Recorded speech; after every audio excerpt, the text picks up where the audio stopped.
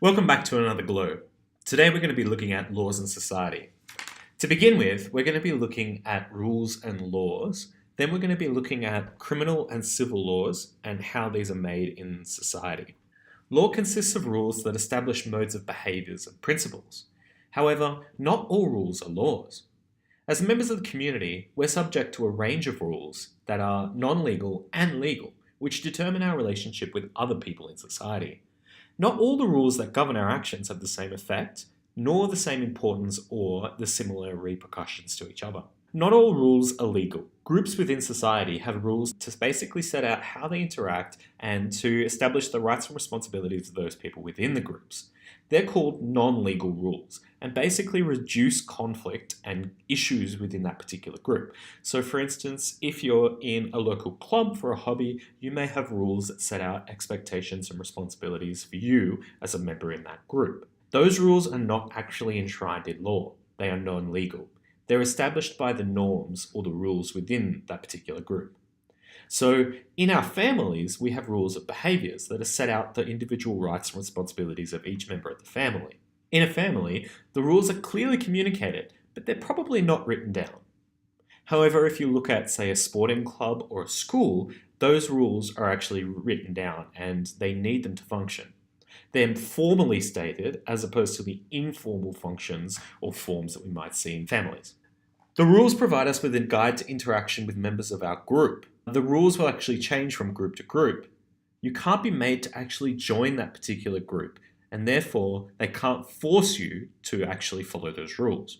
But if you want to engage with a particular group, then you have to follow their rules, otherwise you'll be removed from that particular group or barred entry. We've been told these rules, whether they're verbal, written, or just basically acted out. Now, when we look at traditions, what we're looking at are social and cultural expectations. A good example of this is putting up a Christmas tree or observing a break over the Christmas period. It's not something that's enshrined in law. You're not forced to put up a Christmas tree or hang Christmas lights or observe any holiday in particular, but it comes down to our cultural and social expectations. Now, you could consider these rules, but there aren't really punishments for not putting up a Christmas tree if you're part of that group that usually does. These are separate from rules in the sense that they don't bind a particular group. They're just kind of something that people share in common. Finally, we have our legal rules. They're our laws. They're set out to establish our rights in the community. In every society, inevitably there'll be conflicts. The laws provide a means of settling these disputes peacefully. So in Australia, we have a range of dispute settlement institutions and processes. For example, you've got the courts. You've also got other tribunals that are established and other groups that establish and control these laws. For laws to be established in a community, we have to actually recognise an authority to implement and basically recognise those laws. In Australia, we have a democratic process that basically allows us to nominate and vote for people to become this authority. Let's have a look at the different parts. So we've got three elements here. Our laws need three parts: behaviour, sanction, and rules made by a respected authority. What this means is that we have to have different elements of laws being observed. So, let's start at the top. The statement of a particular type of behaviour that usually takes the form of prohibiting or regulating certain types of behaviour. So, you need to establish what behaviour is unacceptable. The provision of a sanction or remedy against anyone who violates the law. So, if someone's going to break the behaviour that you've stated, then there needs to be some sort of consequence. We're going to come back to this particular term in semester 2 when we look at criminal law, but a sanction is a preferred term to a punishment or a consequence. It's not always something bad, especially when we start looking at rehabilitation as well. It's not just there to be a punishment, it's there to be an end consequence of sorts, but not entirely. But we'll talk about that later. And then finally, the rule itself, that is the law, needs to be created by an authority that is recognised by the community. This prevents people from randomly getting together and trying to enact laws outside of the system. We don't recognise them because they're not part of our accepted authority.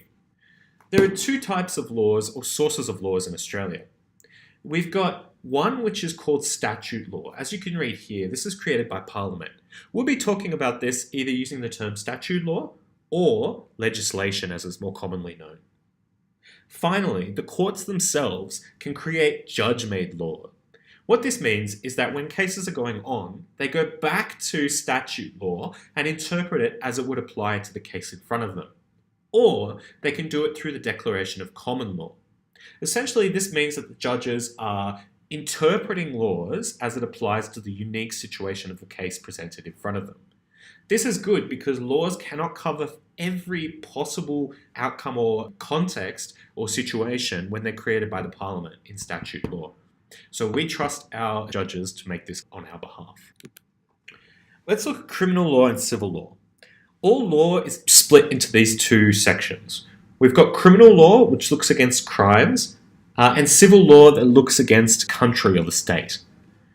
Let's have a look at criminal law. It's split into 4 parts.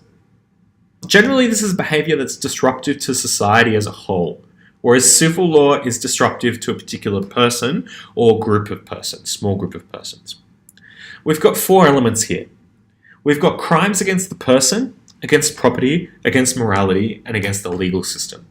For against the person, that's something that results in personal injury. So we're talking murder, assault, kidnapping, sexual offences. A crime against property is anything that's damage or leads to loss of property in some way, like theft, robbery, or even vandalism. When we talk about morality, it's going against our values. This might be incest, prostitution to some degree, and bigamy. And then finally, we have offences against the legal system.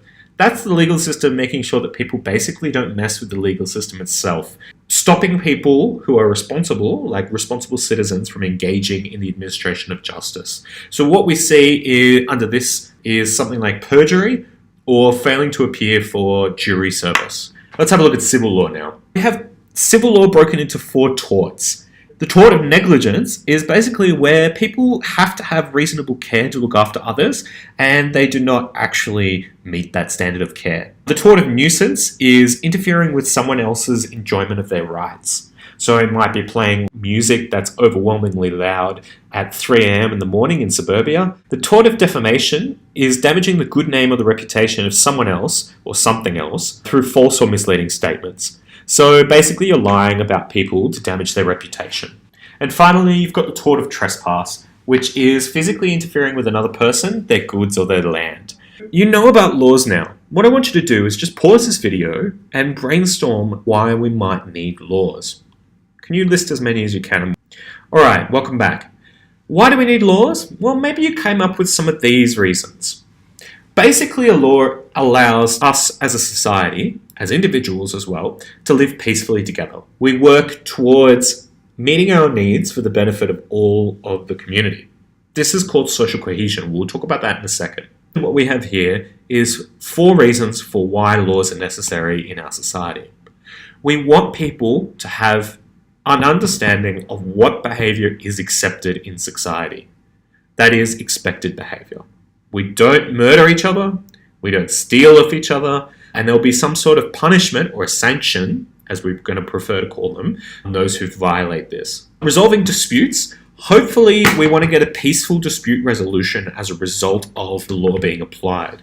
So basically, we wouldn't be able to live together in society if someone scratches your car and you decided to set fire to their house as a consequence, right? There needs to be a process that we follow, that is a law, that applies the situation, the consequence, or the sanction, and goes through an established body. Finally, the laws, or second last, the laws need to reflect our values. That is a collection of beliefs and attitudes about what is right and wrong. These values that are shared by the community on the whole establish law.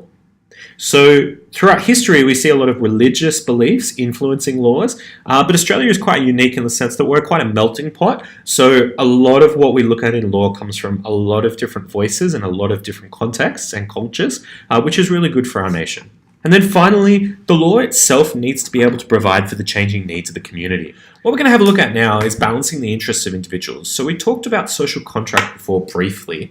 What we're going to do now is just have a look at this particular slide. So like it says here, we want balance and fairness in society. And as Australians, we really appreciate and demand this sense of justice. But this guy called Thomas Hobbes believes that we actually look out for ourselves. So if there wasn't an authority figure looking over us, inspiring fear, then we would just revert to our laws of nature, as he states there. Take some notes. Do you agree with Hobbes and what he's saying here? Now we're going to look at John Locke's social contract theory. What this means is that we choose to give up some freedoms or liberties in return for protection from society. And this results in obeying laws that remain acceptable to us. What this means is that living by ourselves in the wild, so to speak, and living in a civil society cannot happen at the same time. Locke says that in nature, we're our own lawmakers. We decide our own fates. But as soon as you come into society, you have to give up that freedom. You have to go with the mass. So you may not agree with a particular law, but you have given up your choice of following whatever laws you want, or not following them as it were, because you gain the benefit of the society, that is protection. He also says that civil government can only be formed by people who are actually willingly engaged in it. You can't force people into a civil society. They have to choose for themselves. Why do we actually have a legal system?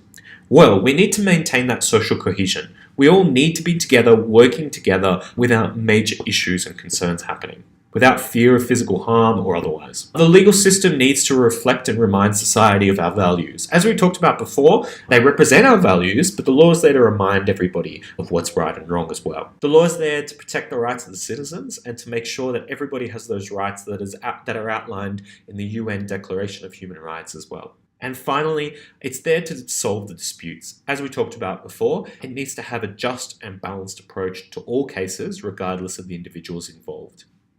Thanks very much for following this GLO. I look forward to seeing you next time.